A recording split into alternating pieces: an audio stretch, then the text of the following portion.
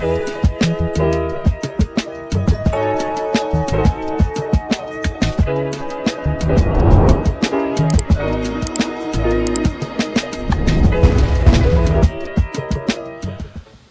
hey everybody, welcome to another episode of On the Wrist from Off the Cuff. A really cool preview for you guys from the brand Beaubleu. They were founded in 2017, and they're a French microbrand known for their signature round handsets, unique designs, and ornate details. Their watches are entirely imagined, designed, and assembled in Paris, and their watchmaking workshop, which is also services their watches, is located just a few blocks from their showroom.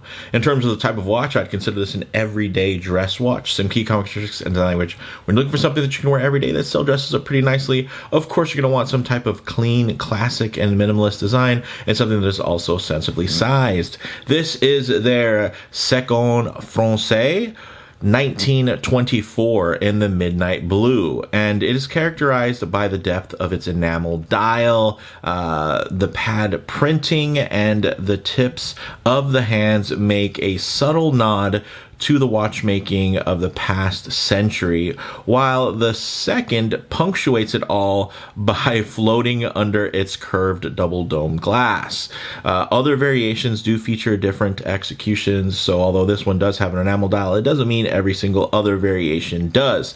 Another interesting fact here is that these get a 36-month warranty, which means that they're guaranteed for 3 years in terms of its movement. Actually, the movement is guaranteed for 5 years, and the watch is guaranteed for 3 years, so even better there. In terms of the price, these go for 1325 euros direct, and that's without tax, and that is on the steel bracelet.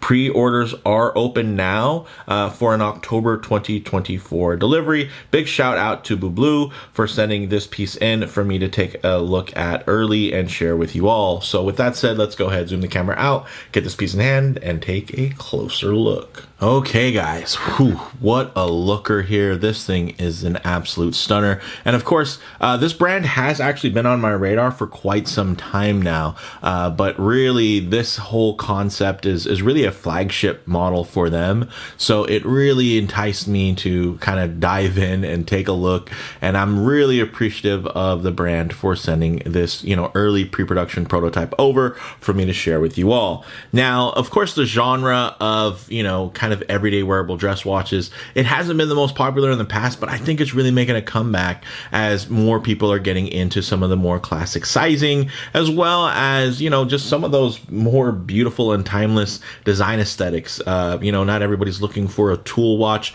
to serve a particular purpose or an inspired adventure. Some people just want something really nice to look at that is really extremely well built, and of course has its own signature aesthetic, which I think Beaubleu really nailed on all accounts. In terms of the dimensions, this is 38.8 millimeters in diameter, and one thing you're gonna notice already is this hidden crown. Look at that, nicely tucked under. Of course, that's not going to make it the easiest crown to use, but man, I will tell you, aesthetically it looks fantastic. Like, I love the symmetry that you're going to find here. Of course, the circular design nods that kind of repeat themselves throughout the design. It's just really handsome to look at.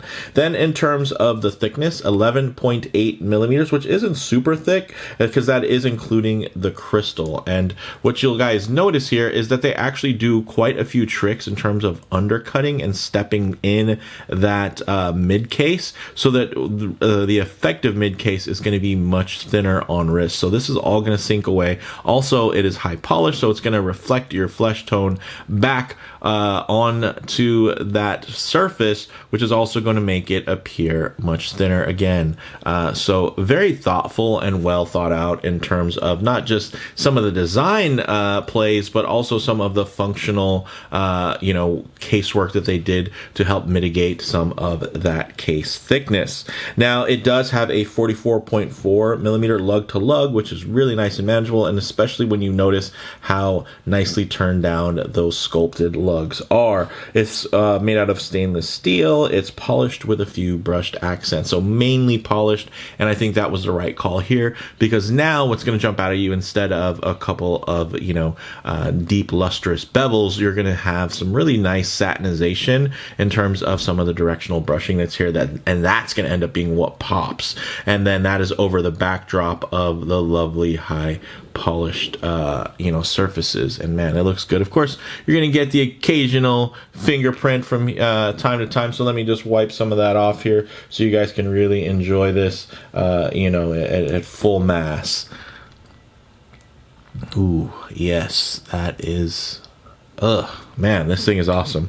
All right, so you're getting a box sapphire double domed with inner AR coating, so you can see it has a beautiful shape to it. The edges nicely boxed there that do flow with that fixed bezel, and then it has more of a flatter top surface, which I think looks quite classic and obviously ties into the kind of stepped nature of the design aesthetic, whether it's stepping up in levels as you're looking at those circles that are pulsing around the dial, or different steps and layers to the dial itself that do carry into the very nice crystal as well. Now, in terms of this bezel, it's nicely fixed, and you can see it has a nice shimmer to it thanks to the vertically brushed finishing, which looks fantastic. Also, we are going to get a recessed push-pull crown, and it is recessed, guys, so even when you pull it out, you can see it's quite thin, and when you're winding it, you're essentially just winding it like this, which isn't the funnest thing, but it's okay to get it started because honestly it's an automatic movement, so you're going to be able to just use the rotor to wind that for you. But to get it going on a hand wind, it's going to be a little, again, very particular. I shouldn't even say a little, it's a very particular thing. But again, this is all about putting design first, right? So this is all about kind of that beautiful form and less about trying to be something that's going to be really functional and convenient. Yes, you guys know, if you're in any relationship, typically the less convenient things in life and people are going to be some of the most beautiful ones you're ever going to meet.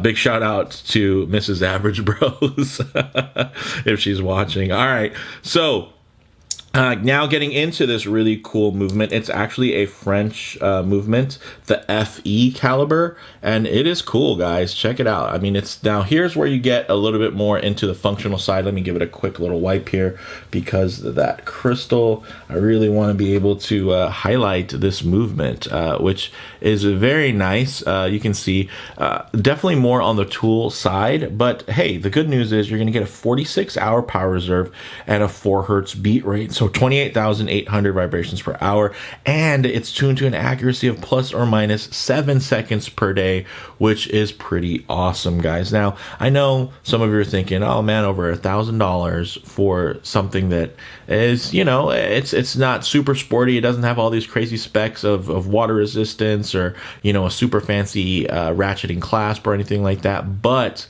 guys, a French-made watch with a French-made movement, there's something about it. It just comes together, and I really dig it. And, again, you can see with that custom skeletonized rotor that it all just kind of ties in, and I really appreciate when themes come together, because they really don't always come together, especially when you think about at a brand level, let alone at a model level. Now here you have a brand where definitely at each model, the themes, and the whole nature of the design aesthetic all come together really beautifully. And then as a brand, there's definitely a through line that carries all of these beautiful aesthetics across every model, which I can absolutely appreciate. Now, although you are going to get, of course, a display case back with a sapphire on top, box domed at that, non-screw down crown, you're still going to get 5 atmospheres of water resistance, which isn't too shabby. So 50 meters, water resistant. So, you know, if you do get this little mucked up, you can rinse it, dry it off, and you'll be good to go. You know, of course, just make sure that the crown is pushed in. Now, in terms of the lugs here, 20mm lugs, and I know this looks like an integrated bracelet. It is beautifully integrated, but you can actually put this on a regular strap. But I had to highlight it on this mesh bracelet because it's absolutely gorgeous, guys. Look at this thing. So really beautifully formed here. It has a great amount of structure to it, but at the same time, there's a nice amount of give so that you can actually get a good amount of comfort with this piece also on your wrist. So really, really nice here, guys. And you can see it does have a very clean little and nicely signed buckle here. Beautifully done. And essentially what you do is you feed it through. It's going to go through the underside so you don't have any extra tails sticking out, and you just clamp it down, and there you go. Very clean. But with that said, let's actually get this piece on the wrist and see how it wears. Ooh, okay, guys, as you can see on my 7.5-inch wrist, this wears absolutely beautifully. Again, like I mentioned, those undercuts and steps on the case do help that side thickness melt away and really just have everything wrap the wrist just beautifully. Of course, if I get my wrist a bit too close to the camera lens, you're gonna get some perspective distortion. It's going to make the watch feel a little bit larger than it actually is. So what I like to do is keep my wrist nice and low here, and then just tighten up the frame so that you know, you can still get a detailed look, but just add a bit of a truer aspect ratio as to how this may lay on your own wrist. And look at the beauty here, guys. My gosh. Ooh. And again, you know, for those of you who might thought this was a little tall, you can see again that height just melts away fantastically. It sits, it hugs the wrist really, really beautifully, guys. And again, this is all about that form over function. Now, I'm not saying that this is just, you know, it's very cumbersome or really hard to work with, but again, that tucked crown, that aesthetic that you're getting, you know, it's obviously with a circular hand set and everything, trying to hack an orb at 12 versus trying to, you know, hack a stick or a baton. You know, you're making things a little bit harder for yourself, but the trade-off is you're adding quite a bit more visual play and visual interest. Look at the way the light just glides off of this beautifully satiny. Ooh, this thing looks good. And a little tip for if any of you guys do purchase this piece, everyone's wrist does taper. So what I like to do is you take it more forward on the wrist towards your hand and tighten it there because it'll be easier to tighten, and then just scoot it back on your wrist to where it's actually comfortable. If you try to tighten it here, you might either over tighten or under tighten, and it might feel a little bit loose. So that's just my little trick from my short time spent with this piece. And man, this is gorgeous. Look at the way it sits. I love that even at these other angles where you can't even see the dial, which is definitely, you know, the dial and handset are absolutely the stars of the show. But look at this.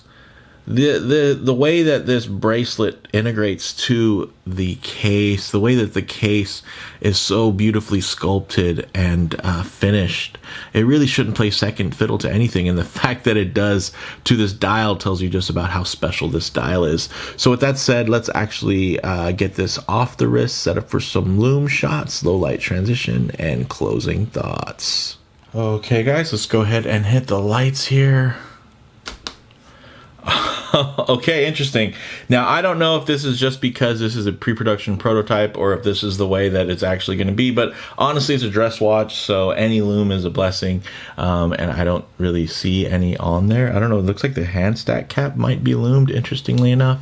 But, of course, one thing I always like to work in is a bit of a low-light transition, because you're always going to be out in the middle of a field enjoying direct sunlight. A lot of times you're going to find yourself coming in and out of buildings, walking underneath overhangs, or just hanging out underneath the shade of a tree. So what did I see with these colors, textures, and finishes render like in less than optimal lighting? And even you guys can see here in this transitional lighting, you're still getting great legibility on the handset, which is nice and not necessarily expected for something that is so high in design. And again, this is all done purposefully, so let's not, you know, be in the comments talking about, hey, there's some shortcomings or this was a mistake. I mean, everything here is pretty calculated in terms of the design aspect of the watch, and it's really at, you know, maximum beauty, of course, in great light in terms of viewing angles and everything. And I mean, the star of the show is going to be that seconds hand that is just, you know, beautifully floating there, draws you in. And I just like that a whole lot. Again, it's not,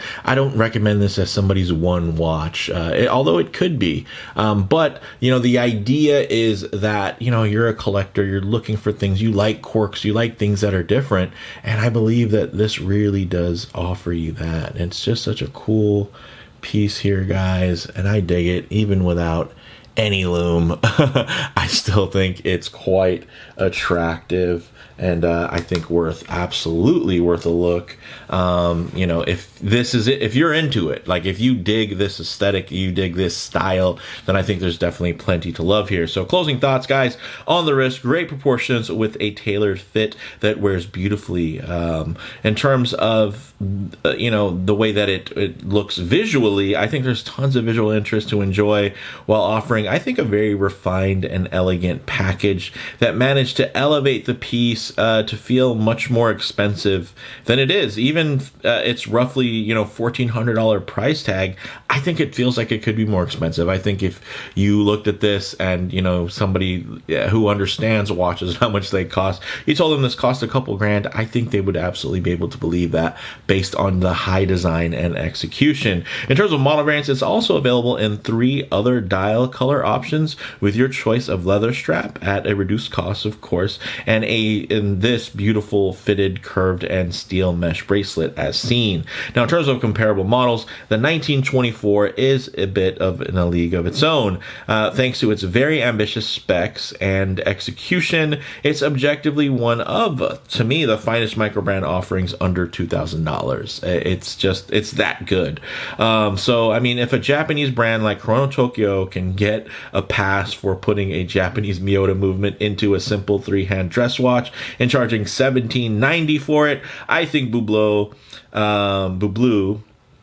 you know, using a French automatic movement should be viewed through a similar admirable lens. And I just think that's fair. So for me, guys, bottom line, I, like many, have recently really come around on casual wear dress watches, and for good reason. And the Seconde Française 1924 is an awesome example of what a microbrand version of, let's say, a Cartier might look and feel like. So between Beaubleu, Yema, and Baltic, the independent French watchmaking scene, it's back, and it's back in a big way. So with that said, let me know what you all think down in the comments below. If you like the video, please do a like, and if you haven't already, please subscribe for more content just like this.